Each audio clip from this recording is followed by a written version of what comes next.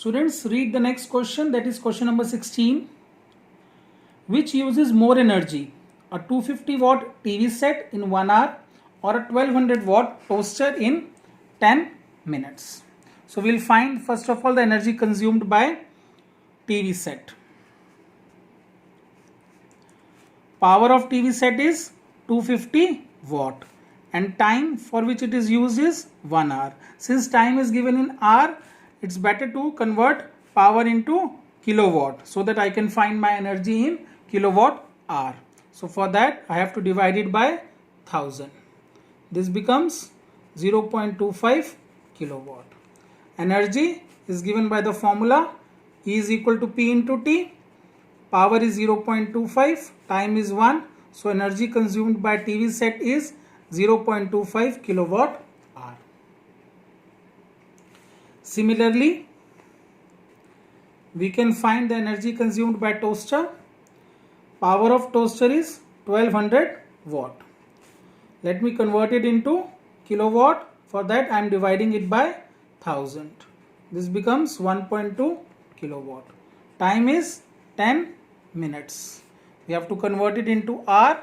For that we have to divide it by 60. 1 by 6 hour.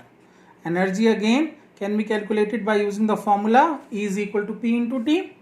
Power is 1.2. Time is 1 by 6.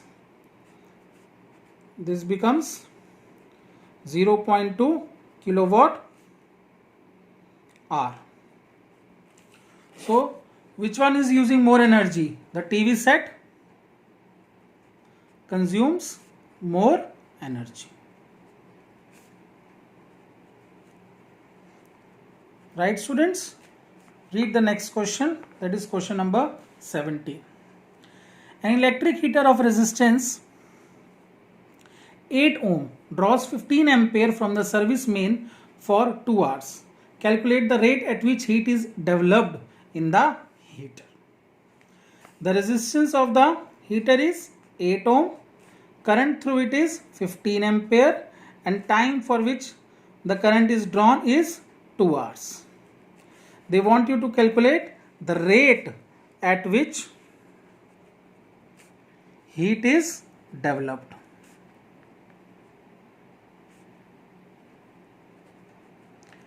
Students, we have learned this, that the rate at which heat is consumed or developed is equal to power. So basically he wants you to calculate the power of the heater.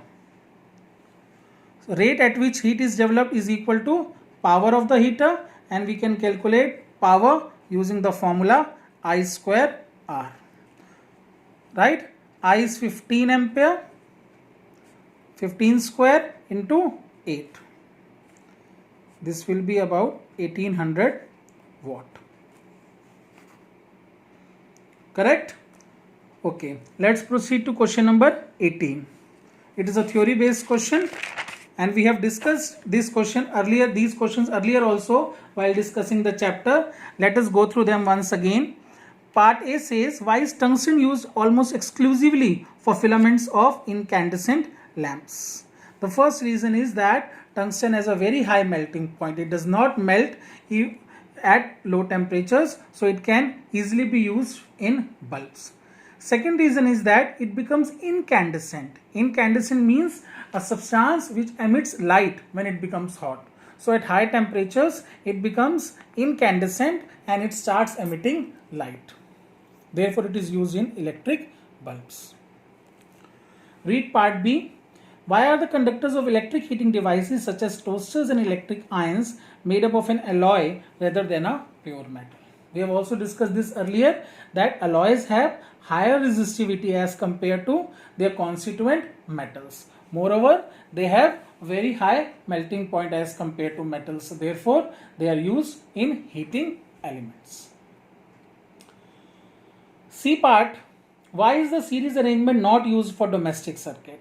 While we were discussing the topic of series and parallel combination, we have studied the drawbacks of series combination.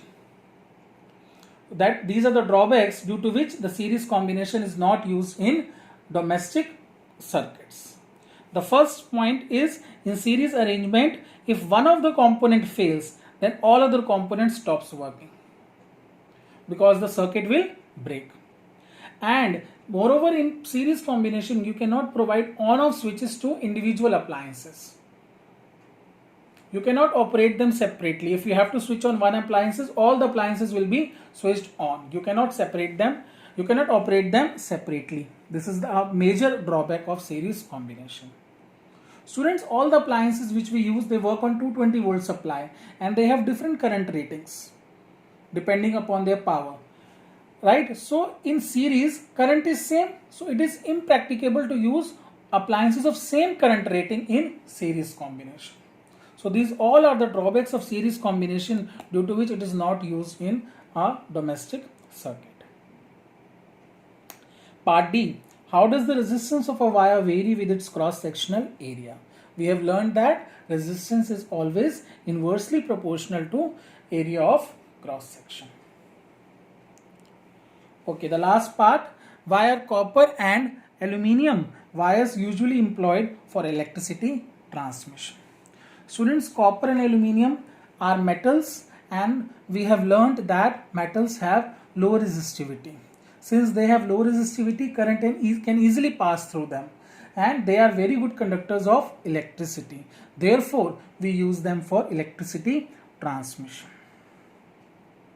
So, this was our final video of electricity chapter. We have solved all the questions, BPQs, examples as well as your back exercise of this chapter. I hope you have understood. I want all of you to do all these questions in your fair notebooks, and in our next class we will start with magnetic effect of current.